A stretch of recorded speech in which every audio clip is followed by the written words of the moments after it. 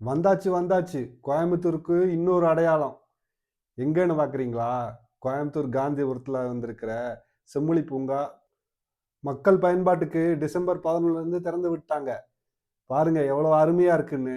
ஏகப்பட்ட வனங்கள வந்து உள்ளுக்குள்ளேயே அமைச்சு 2, 3 நீரோடைகளையும், நீர் தெளிப்பான்களையும் விட்டு, எவ்வளோ பெரிய ரம்மியமான ஒரு சூழ்நிலைய வந்து ஊருக்கு நடுவுல வந்து அமைச்சிருக்காங்க.